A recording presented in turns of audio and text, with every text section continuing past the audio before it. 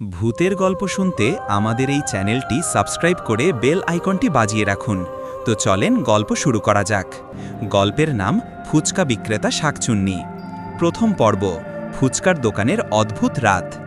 শীতের এক নরম সন্ধ্যা, শহরের ব্যস্ত রাস্তার মোড়ে ছোট্ট একটা ফুচকার দোকান। দোকানের মালিক রাফি, বয়স 23, হাসিখুশি ছেলে। প্রতিদিন তার দোকানে ভিড় লেগে থাকে। মেয়েরা আসে, বাচ্চারা আসে, আর মাঝে মাঝে অফিস ফেরত মানুষও এক প্লেট ফুচকা খেয়ে যায়। কিন্তু সেদিনটা ছিল সম্পূর্ণ আলাদা।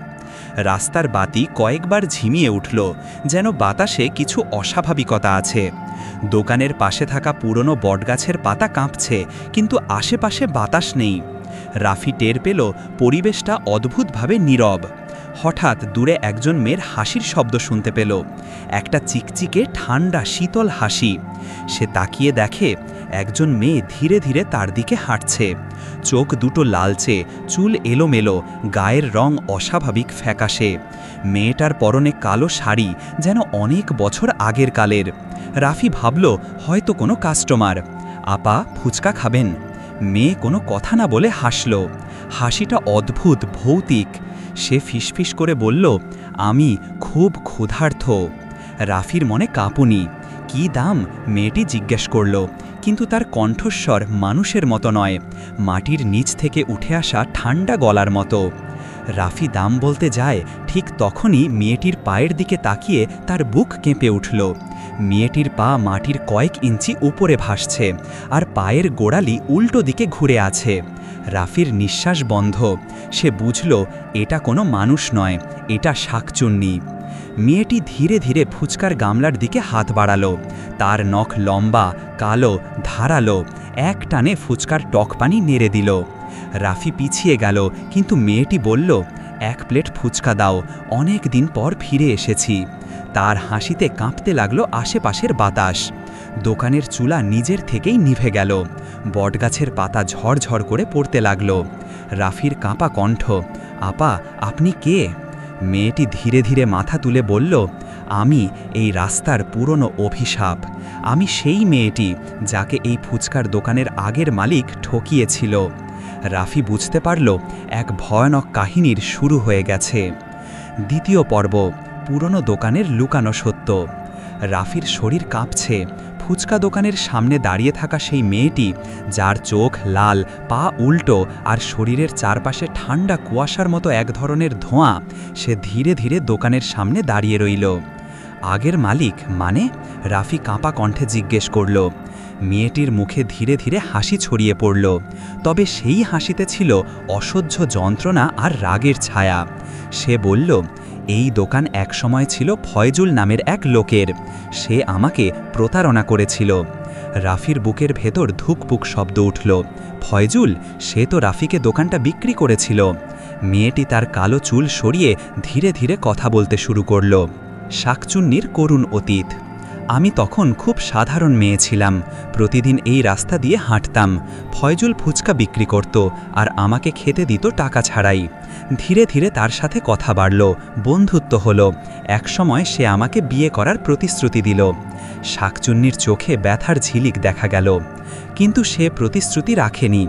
সে আমাকে ব্যবহার করল। তারপর একদিন বলল, আমি নাকি ওর কপালের কালো, আমার কারণে নাকি দোকানে ব্যবসা কমে গেছে। সে থামল। ঠান্ডা হাওয়া উঠল। রাফি গিলে ফেলল থুতু। একদিন রাতে সে আমাকে ডেকে বলল, চলো, রাস্তার পেছনে কথা আছে। আমি নির্দোষ বিশ্বাসে তার পিছনে হাঁটলাম। শাকচুন্নির গলা ভারী হয়ে গেল। এক মুহূর্তের জন্য মনে হলো সে আবার সেই রাতটা দেখছে। পেছনের বটগাছটার নিচে সে আমাকে ধাক্কা দিয়ে ফেলে দিল। তারপর আমার গলা টিপে ধরল। রাফির শ্বাস বন্ধ হয়ে গেল। আমি চিৎকার করছিলাম, কিন্তু কেউ শুনল না। আর সে আমাকে মেরে দোকানের পেছনের নর্দমায় ফেলে দিল।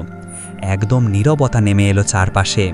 তারপরে আমি ফিরে আসলাম, মানুষ হয়ে নয়, শাকচুন্নি হয়ে। রাফি জিজ্ঞেস করল, তাহলে আপনি আমার কাছে কেন? মেয়েটি ধীরে ধীরে রাফির দিকে এগিয়ে এলো। তার কণ্ঠ ঠান্ডা, ধারালো। আমাকে পরীক্ষা ছাড়াই কেউ এই দোকান চালাতে পারে না। হঠাৎ করে পুরো দোকানের লাইট নিভে গেল। বাতাসে শুধু কুয়াশা আর ঠান্ডা শ্বাসের শব্দ। শাকচুন্নির ফিসফিসানি, রাত এখনো শেষ হয়নি রাফি। তৃতীয় পর্ব, মধ্যরাতের ভয়ানক পরীক্ষা। চারদিকে অন্ধকার, দোকানের লাইট, রাস্তার বাতি সব নিভে গেছে। মনে হচ্ছে যেন একটা অদৃশ্য হাত পুরো রাস্তাটাকে চেপে ধরেছে। রাফি দাঁড়িয়ে আছে দোকানের মাঝখানে, আর তার সামনে ধীরে ধীরে ভেসে আসছে শাকচুন্নি মেয়েটি। মেয়েটি বলল, আমার পরীক্ষা খুব কঠিন না, কিন্তু বাঁচতে হলে তোমাকে পারতেই হবে। রাফি গিলে ফেলল থুতু। কি পরীক্ষা? শাকচুন্নি তার লম্বা চুল এক ঝটকায় পেছনে সরিয়ে বলল, প্রথম পরীক্ষা, সত্য বলা। বাতাস হঠাৎ করেই গর্জে উঠল। দোকানের প্লেটগুলো নিজে নিজে মাটিতে পড়ে ভাঙতে লাগল। ফুচকার গামলা দুলছে। মেয়েটি রাফির দিকে চোখ রাঙিয়ে বলল, তুমি কি দোকান নেওয়ার আগে জানতেন এই দোকানে এক মেয়ের মৃত্যু হয়েছিল? রাফি দ্রুত মাথা নাড়ল। না, আমি জানতাম না। ফৈজুল ভাই শুধু বলেছিল তিনি শহর ছেড়ে চলে যাবেন বলে দোকানটা বিক্রি করছেন। শাকচুন্নি রাফির মুখের কাছে ঝুঁকল। মিথ্যা বললে তোমার শেষ, কারণ আমি মানুষ নয়, সত্য বুঝতে পারি। রাফি কাঁপতে কাঁপতে বলল, আমি সত্যিই জানতাম না। এক মুহূর্তের জন্য বাতাস স্থির হয়ে গেল। তারপর মেয়েটি মৃদু মাথা নেড়ে বলল, ঠিক আছে, প্রথম পরীক্ষা তুমি পেরেছ। রাফির বুক একটু হালকা হলো, কিন্তু তা বেশি সময় টিকল না। দ্বিতীয় পরীক্ষা, অদৃশ্য অতিথি। শাকচুন্নি আঙুল তুলে দোকানের কোণের দিকে ইশারা করল। সেই সাথে দোকানের গামলার ভেতর থাকা আলু মশলা নিজে নিজে নড়তে শুরু করল। দ্বিতীয় পরীক্ষা খুব কঠিন, মেয়েটি বলল। একজন অতিথি আসবে, সে মানুষ নয়, কিন্তু খেতে চাইবে। রাফির গলা শুকিয়ে গেল। আমি কি করতে হবে? তাকে খেতে দিতে হবে, কিন্তু তার চোখের দিকে তাকাবে না, যতক্ষণ না সে খাওয়া শেষ করে। ঠিক তখনই হঠাৎ ঠক ঠক ঠক দোকানের পাশের টিনের দেয়ালে কেউ ধাক্কা দিতে লাগল। রাফির বুক ধড়াস ধড়াস। দেয়ালের ছায়া বড় হতে লাগল। ধীরে ধীরে এক অদ্ভুত লম্বা হাত টিনের ফাঁক দিয়ে ভেতরে ঢুকল। তারপর পুরো শরীর। ওটা মানুষ নয়, তার চোখ দুটো ফাঁপা, যেন গর্ত। মুখখানা অস্বাভাবিকভাবে লম্বা, হাতের আঙুলগুলো 3 ফুট লম্বা। ওটা দোকানের সামনে দাঁড়ালো আর ফিসফিস করে বলল, ফুচকা খেতে চাই। রাফি ভয় সামলে ফুচকা বানাতে শুরু করল। হাত কাঁপছে, মাথা ঘুরছে। ফুচকা প্লেটে দিয়ে সামনে রাখতেই প্রেতের মতো সেই অদৃশ্য অতিথি ধীরে ধীরে খেতে লাগল। চট চট চট চট। রাফি তার চোখের দিকে না তাকানোর চেষ্টা করছে। ছায়াটার ছায়া দোকানের দেয়ালে নড়ছে। মৃত মানুষের মতো হাড়ের শব্দ হচ্ছে। মেয়েটি দূরে দাঁড়িয়ে বলছে, যদি তাকাও এক মুহূর্তেই তোমার আত্মা বের করে নেবে। রাফির ঘাম ঝরছে। ফুচকা শেষ হওয়ার পর সেই অদ্ভুত অতিথি ধীরে ধীরে দরজা দিয়ে বেরিয়ে গেল, যেন মাটির নিচে গলে গেল। শাকচুন্নি বলল, তুমি দ্বিতীয় পরীক্ষাও পেরেছ। তৃতীয় পরীক্ষা, শাকচুন্নির আসল চাহিদা। রাফি হাঁপাচ্ছে, তার মনে হচ্ছে শরীরের শক্তি শেষ হয়ে গেছে। মেয়েটি এবার শান্তভাবে দাঁড়িয়ে রাফির দিকে তাকাল। হাসি নেই, রাগ নেই, শুধু গভীর নিস্তব্ধতা। শেষ পরীক্ষা এখনও বাকি। তার কণ্ঠ থেমে গেল এক মুহূর্ত। তারপর সে বলল, তোমাকে জানতে হবে ফৈজুল আমাকে কেন সত্যি সত্যি হত্যা করেছিল। রাফি বিস্মিত, আপনিই তো বললেন সে প্রতারণা করেছে। মেয়েটি ধীরে মাথা নাড়ল। না, এটা ছিল না আসল কারণ। আমার মৃত্যুর পেছনে আছে এমন এক গোপন রহস্য যা এই দোকানের মাটি লুকিয়ে রেখেছে। রাফির হৃৎস্পন্দন বেড়ে গেল। মেয়েটি ফিসফিস করে বলল, তুমি কি প্রস্তুত সত্য জানার জন্য? দোকানের চারপাশে কুয়াশা জমতে শুরু করল। বটগাছের পাতাগুলো ঝরতে লাগল। হঠাৎ ঠান্ডা বাতাস বইতে লাগল, এবং রাস্তার এক কোণে নিঃশব্দে কেউ দাঁড়িয়ে রাফির দিকে তাকিয়ে আছে। কে? জীবিত, মৃত, নাকি ফৈজুল নিজে? চতুর্থ পর্ব, ফৈজুলের লুকানো অভিশাপ। রাফি তাকিয়ে আছে রাস্তার সেই অন্ধকার কোণে, যেখানে কোনো আলো নেই, বাতাস নেই, তবুও সেখানে দাঁড়িয়ে আছে একটা মানুষের ছায়া। ধীরে ধীরে ছায়াটা দোকানের দিকে এগোতে শুরু করলো। টুপ টুপ, পায়ের শব্দ নেই, শুধু মাটিতে কাঁকড় গড়িয়ে পড়ার মতো শুকনো আওয়াজ। রাফির গলা শুকিয়ে গেল। ওটা কে? সে ফিসফিস করে জিজ্ঞেস করল। শাকচুন্নি মেয়েটি মাথা না ঘুরিয়েই বলল, ওটাই ফৈজুল। রাফি এক ঝটকায় পিছিয়ে গেল। কি? ফৈজুল ভাই তো জীবিত। মেয়েটি ধীরে ধীরে মাথা তুলল। তার চোখে লাল আলো ঝলসে উঠল। না, সে আর জীবিত নেই। সে মারা গেছে সেই রাতেই, যে রাত আমি শাকচুন্নি ময়েছি। রাফি হতবাক। কিন্তু সে তো আমাকে দোকান বিক্রি করেছে, তার সাথে তো কথা বলেছি। মেয়েটির ঠোঁটে ভয়ানক এক হাসি ফুটল। যাকে তুমি দেখেছিলে সে ছিল তার আত্মার ছায়া। তার শরীর কখনো শহর ছাড়েনি। চারদিকে ঠান্ডা বাতাস বেড়ে গেল। ফৈজুলের ছায়াটা এবার দোকানের আলোহীন অংশে ঢুকে দাঁড়ালো। সে মাথা তুলে সরাসরি রাফির দিকে তাকাল। তার চোখ নেই, দুটি কালো গর্ত।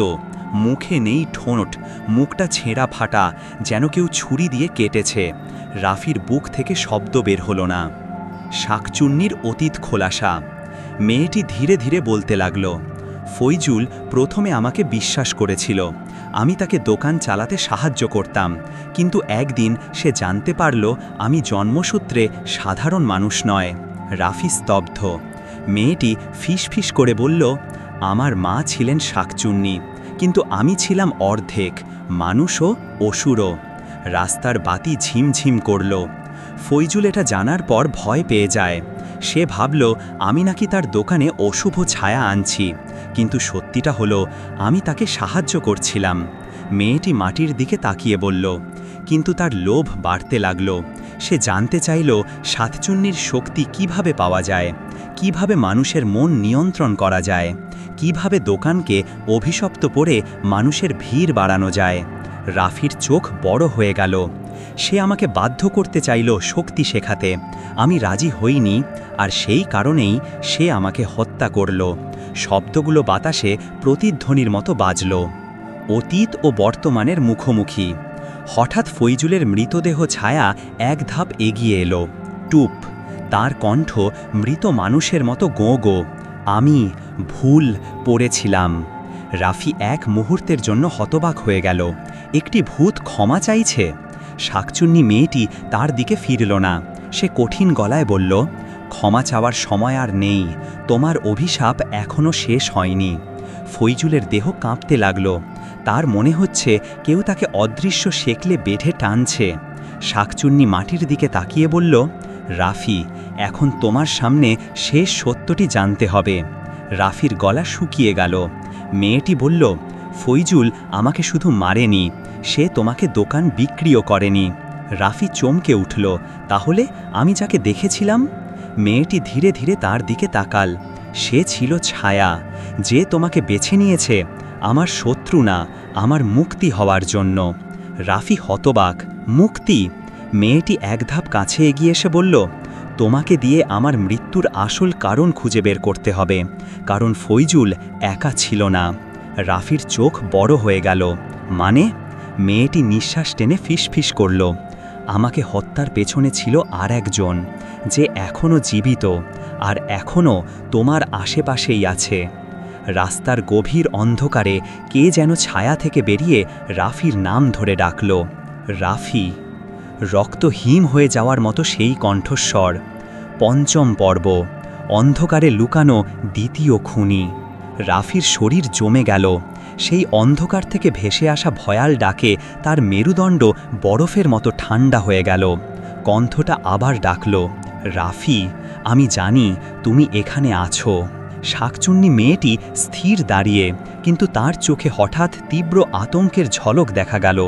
রাফি অবাক। এক শাকচুন্নি ভয় পাচ্ছে, এর মানে কি? মেয়েটি ধীরে বলল, সে এসেছে, আমার মৃত্যুর আসল কারণ, আমার দ্বিতীয় খুনি। রাফির গলা শুকিয়ে গেল। দ্বিতীয় খুনি? শাকচুন্নি মাথা নিচু করে বলল, হ্যাঁ, ফৈজুল আমাকে হত্যা করেছিল, কিন্তু সে একা ছিল না। আর যে লোকটা সাহায্য করেছিল সে এখনও বেঁচে আছে, এমনকি তোমাকে চিনেও। রাফির বুকের ভেতর চাপ ধরা ব্যথা। আমাকে চেনে মানে? মেয়েটি ধীরে বলল, তুমি ভাবছ সে অপরিচিত? না রাফি, তুমি তার থেকে খাবার খেয়েছ, তার সাথে কথা বলেছ, সে তোমাকে হাসি মুখে শুভেচ্ছা জানিয়েছে। রাফি পেছনে সরে গেল। কে সেই লোক? ছায়ার আগমন। ঠিক তখনই অন্ধকারের মধ্যে দুটি হলুদ চোখ জ্বলে উঠল। ধীরে ধীরে একটি লোক ছায়া থেকে বেরিয়ে এলো। তার শরীর শুকনো, মুখে দাঁড়ি। কাছে আসতেই রাফি ভয় পেতে লাগল।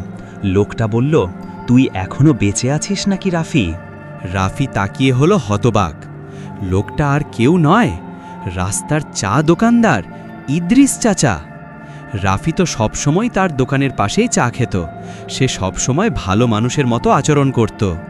রাফি অসহ্য হয়ে চিৎকার করল, চাচা, আপনি এখানে কেন? আর আপনি ওর মৃত্যুর সাথে যুক্ত কিভাবে? ইদ্রিস চাচার ঠোঁট বাঁকা হয়ে গেল। সে হাসল। কারণ শয়তানের শক্তি থাকলে দোকান ব্যবসা জমে যায়। ফৈজুল আর আমি সেই শক্তি চাইছিলাম। রাফি হতবাক। আপনারা তাকে কেন মেরেছিলেন? ইদ্রিস চাচার চোখ ভয়াল হয়ে উঠল। কারণ সে ছিল অর্ধ শাকচুন্নি। তার রক্তেই ছিল এমন শক্তি যা দিয়ে পুরো এলাকা বশে আনা যায়। শাকচুন্নি মেয়েটি কাঁপা গলায় বলল, আর আমাকে মেরে তারা আমার শক্তি নিজেদের মধ্যে ভাগ করতে চাইছিল। রাফির হৃদস্পন্দন বেড়ে গেল। কিন্তু ফৈজুল মারা গেল কিভাবে? ইদ্রিস চাচা ঠান্ডা হাসি দিয়ে বলল, ওর লোভ বেশি ছিল, আমাকে ঠকাতে চাইছিল। আমি ওকেও শেষ করে ফেলেছি। রাফি চোখ বড় করে তাকিয়ে রইল। যার সাথে সে প্রতিদিন কথা বলতো, ভালো মানুষ ভাবত, সে আসলে ভয়ঙ্কর খুনি। আর তখনই ইদ্রিস চাচা তার পকেট থেকে একটি কালো মন্ত্র লেখা তাবিজ বের করল। শাকচুন্নির চোখ বিস্ফোরিত। সে চিৎকার করে বলল, ওটা রাখ, ওটাই আমাকে আবদ্ধ রেখেছিল। ইদ্রিস চাচার ঠোঁটে শয়তানি হাসি ফুটল। সে তাবিজটা তুলে ধরল। আজ তুই, রাফি, আমার প্রয়োজনের শেষ অংশ।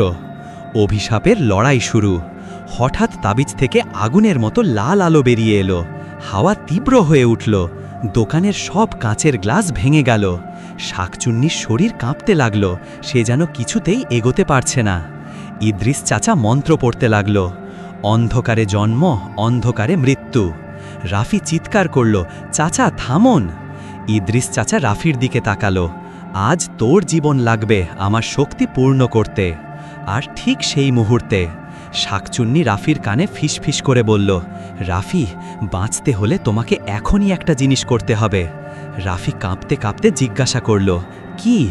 মেয়েটির চোখ লাল হয়ে উঠল। তাবিজটা যেভাবেই হোক ভেঙে ফেল, না হলে আমাদের কেউই বাঁচব না। রাফি তাবিজের দিকে তাকালো।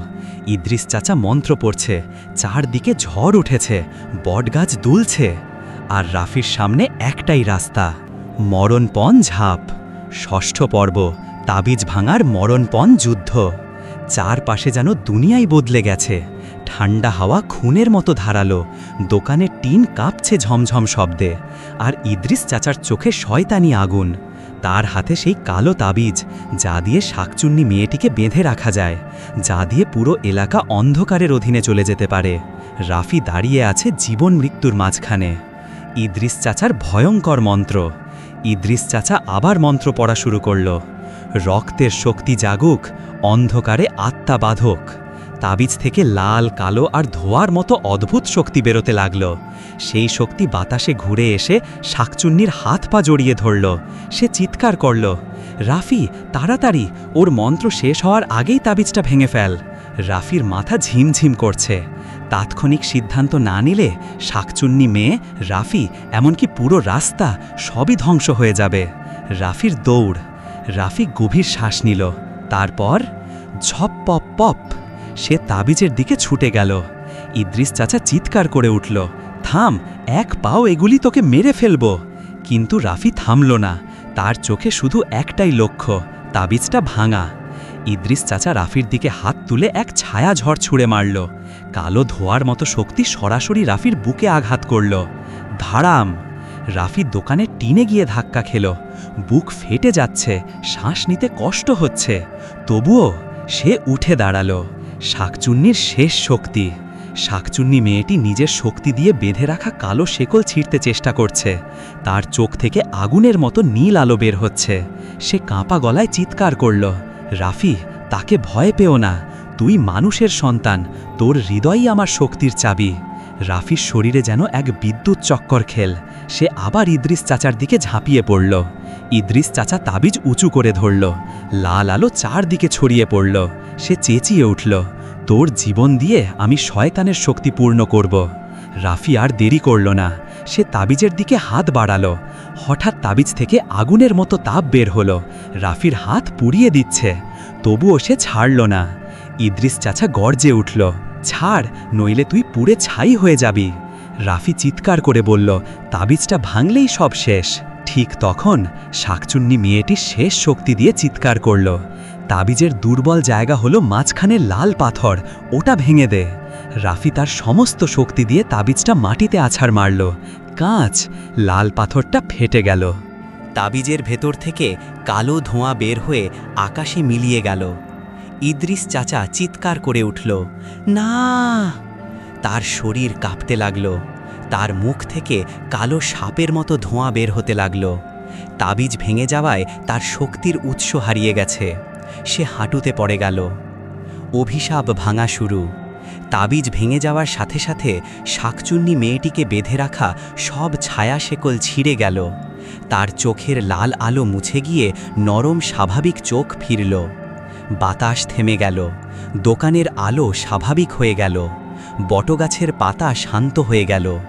সে ধীরে ধীরে রাফির দিকে তাকাল, তার মুখে প্রথমবারের মতো শান্ত হাসি। তুমি পেরেছ রাফি। রাফি হাঁপাচ্ছে, তার হাত কাঁপছে, কিন্তু সে বেঁচে আছে। আর তখন ইদ্রিস চাচা মাথা তুলে ভয়ঙ্করভাবে বলল, গল্প এখনো শেষ হয়নি, আমি মরে যাব না, আমার পিছনে আছে আরও বড় শক্তি। তার চোখে আবার কালো অন্ধকার জমতে শুরু করল। তোরা আমাকে জীবন্ত গলা টিপে মেরেছ, এত বছর পর ক্ষমা চাইতে এসেছ? রাহিমদের সিদ্ধান্ত। রাহিম হঠাৎ এগিয়ে এসে তানভীরকে বলল, আমরা যদি কিছু না করি আজ মোড়লটা মারা যাবে, কিন্তু এটা কি ঠিক হবে? তানভীর দ্বিধায় পড়ে গেল। সে অপরাধ করেছে ঠিকই, কিন্তু শাস্তি দেওয়ার জন্য তো আইন আছে। ময়না যদি প্রতিশোধ নিতে থাকে, গ্রামে শান্তি কি ফিরবে? রাহিম তাকালো ময়নার চোখের দিকে। ময়না, যদি সত্যিই তুই শান্তি চাস, তাহলে নিজের গল্পটা সবাইকে জানাতে দে। গ্রামের মানুষ তোর জন্য বিচার করবে। তুই যদি আজ মোড়লকে মেরে ফেলিস, তোকে কখনো শান্তি দেবে না এই অভিশাপ। ময়নার ছায়া থমকে গেল। হাওয়া আবার বইতে শুরু করল, গাছের পাতারা শোঁ শোঁ শব্দে দুলতে লাগল। ময়নার চোখের লাল আলো একটু কমে গেল। সে ধীরে ধীরে বলল, তোমরা কি সত্যিই আমার বিচার দেবে? রাহিম দৃঢ় গলায় বলল, গ্রামে আমরা সব বলবো, তোর মৃত্যু, অন্যায়, সব। ময়না নিঃশব্দ হয়ে রইল।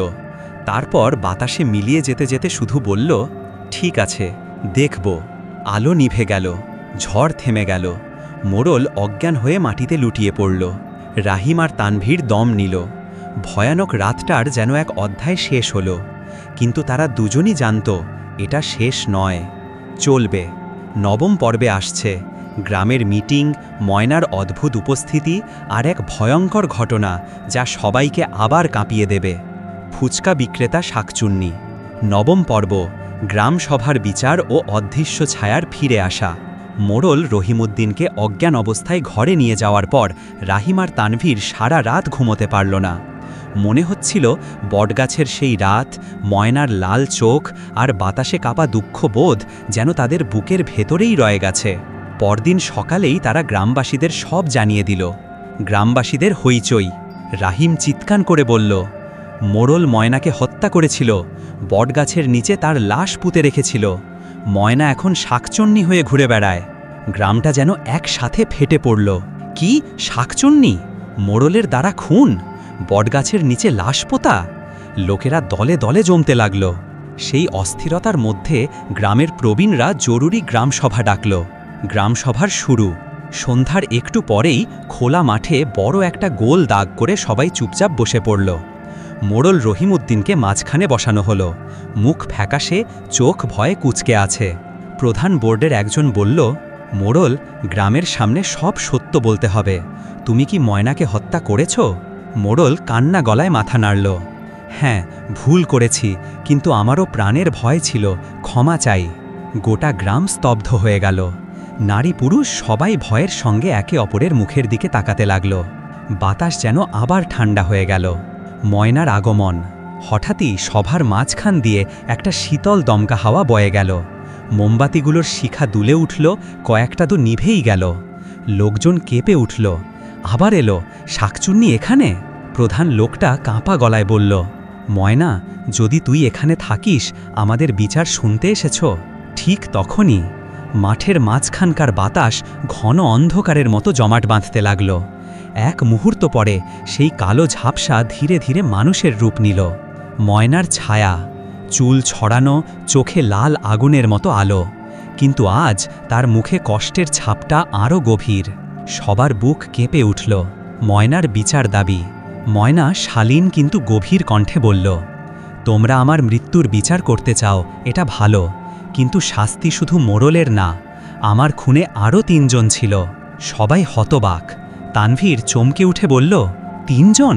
কারা? ময়নার চোখ একে একে ভিড়ের দিকে ঘুরে গেল। লোকেরা ভয়ে মুখ ঢেকে ফেলল।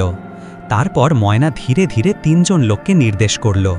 জুলহাস, কালু আর নাহিদ, গ্রামের প্রভাবশালী ৩ ব্যক্তি, যাদের সবাই বিশ্বাস করত।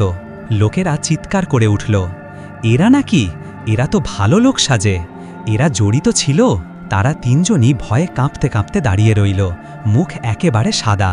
ময়না বলল, ওরা আমাকে ধরে রেখেছিল, মোড়ল কডেশ দিয়েছিল, কিন্তু কাজটা ওরা করেছিল, আর ওরাই মৃতদেহটা পুঁতে দেয়। পুরো গ্রাম স্তব্ধ। হঠাৎ ঘটে যাওয়া ভয়ঙ্কর ঘটনা। ঠিক তখনই জুলহাসের শরীর থর থর করে কাঁপতে শুরু করল। সে পাগলের মতো চিৎকার করে উঠল, না না, আমাকে ধরবেন না। কিন্তু কেউ তাকে ধরেনি। সে নিজেই মাটিতে পড়ে মরিয়া হয়ে হাত পা ছুটতে লাগল। তার চোখ হঠাৎ উল্টে গেল, মুখ থেকে লালা ঝরতে লাগল। মনে হচ্ছিল যেন অদৃশ্য কেউ তাকে গলা টিপে ধরেছে। গ্রামবাসী চিৎকার করে দৌড়াতে লাগল। রাহিম চেঁচিয়ে উঠল, ময়না, থামো, যদি সব মেরে ফেলো তাহলে বিচার কিভাবে হবে? ময়নার চোখে ব্যথার ছায়া নেমে এলো।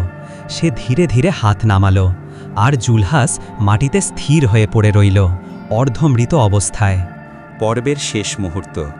গ্রাম আবার নিস্তব্ধ। ভয়ে জমে যাওয়া হাজারো চোখ ময়নার দিকে তাকিয়ে আছে। সে ধীরে বলল, আমি প্রতিশোধ চাই না, আমি শুধু চাই সত্য জানাজানি হোক, আর আমার আত্মা যেন মুক্তি পায়। রাহিম এগিয়ে এসে বলল, আমরা তোর বিচার দেব ময়না, এই 4 জনকে আইনের হাতে তুলে দেব, আর তোর নাম সম্মানের সঙ্গে আমরা ফিরিয়ে আনব। ময়না একটু হেসে তাকাল। সেই হাসিতে ব্যথা, শান্তি আর অদ্ভুত তৃপ্তি মিশেছিল। সে বাতাসে মিলিয়ে যেতে যেতে ফিসফিস করে বলল, শেষ দেখা এখনও বাকি। গ্রামবাসীর বুক কেঁপে উঠল।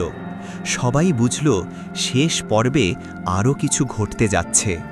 ফুচকা বিক্রেতা শাকচুন্নি, 10ম শেষ পর্ব, ময়নার মুক্তি ও বটগাছের শেষ রাত। গ্রামসভা শেষ হওয়ার পরও গ্রামের মানুষের বুকের ঢিপঢিপ থামছিল না। ময়নার ফিরে আসা, জুলহাসের অদৃশ্য শ্বাসরোধ, মোড়লের স্বীকারোক্তি, সব মিলিয়ে গ্রাম যেন এক অদ্ভুত ভয় আর সত্যের মাঝে আটকে গেল। রাহিম ও তানভীর সেই রাতেই টর্চ হাতে আবার বটগাছটার সামনে দাঁড়াল। গ্রামের চূড়ান্ত সিদ্ধান্ত। পরদিন সকালে পুরো গ্রাম একসাথে সিদ্ধান্ত নিল। 1. ময়নার খুনের দায়ে 4 জনকে আইনের হাতে তুলে দেওয়া হবে। 2. বটগাছের নিচে ময়নার অস্থি বের করে তাকে সম্মানের সঙ্গে কবর দেওয়া হবে। 3. গ্রামের নতুন ইতিহাসে ময়নার নাম লেখা থাকবে।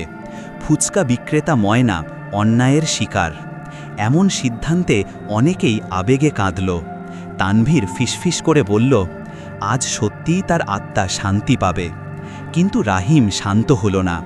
শেষ রাতে ময়না বলেছিল, শেষ দেখা এখনও বাকি। তার কথায় এক শীতল স্রোত সবাইকে কাঁপিয়ে দিল। অস্থি তোলার রাত। সন্ধ্যার পর গ্রামের মুরব্বীরা, ইমাম সাহেব, রাহিম, তানভীর মিলে বটগাছের নিচে গিয়ে অস্থি ওঠানোর কাজ শুরু করল। যেই প্রথম কোপটা মাটিতে লাগল, মাটির ভেতর থেকে ঠান্ডা কুয়াশা বেরিয়ে এলো। চারপাশের বাতাস অদ্ভুত নীরব হয়ে গেল। হঠাৎ একটা সাদা আলো ঠিক বটগাছের শিকড়ের ওপরে ভেসে উঠল। ময়নার ছায়া, কিন্তু আজ তার চুল ছড়ানো না, চোখে আর লাল আগুন নেই, মুখ শান্ত, যেন কষ্ট হারিয়ে গেছে। সবাই বিস্ময়ে স্থির। ময়না নরম কণ্ঠে বলল, অনেক বছর আমি প্রতিশোধ আর অন্যায়ের অন্ধকারে ছিলাম। আজ তোমরা আমাকে মানুষ হিসেবে সম্মান দিলে, তাই আমি এসেছি শেষবারের মতো। মোড়ল রহিমউদ্দিন উঠে দাঁড়িয়ে কাঁদতে লাগল। ময়না, আমাকে ক্ষমা করো, আমি ভুল করেছি, আমি শাস্তি মেনে নেব। ময়না তার দিকে তাকালো, চোখে করুণা কিন্তু কোনো ঘৃণা নেই। আমি তোকে অভিশাপ দিই না মোড়ল, তোর শাস্তি আইন দেবে, আমার কাজ শেষ। গ্রামবাসীরা স্তব্ধ। ময়নার মুক্তি। অস্থিগুলো বের হতেই ময়নার ছায়া ধীরে ধীরে আলোতে পরিণত হতে থাকল। বাতাসে একটা মিষ্টি গন্ধ ছড়িয়ে পড়ল, যেন ফুচকা বানানোর টক পানি আর সুগন্ধি মরিচের মিক্সড গন্ধ। ময়না হাসল, যখন আমি একা ছিলাম আমার গল্প কেউ শোনেনি, আজ তোমরা আমাকে মানুষ বানালে, ধন্যবাদ। তারপর সে হাত তুলে বটগাছের দিকে তাকালো। এ গাছ আর আজ থেকে অভিশপ্ত নয়। বটগাছের ডালপালা হাওয়ায় নরমভাবে দুলে উঠল।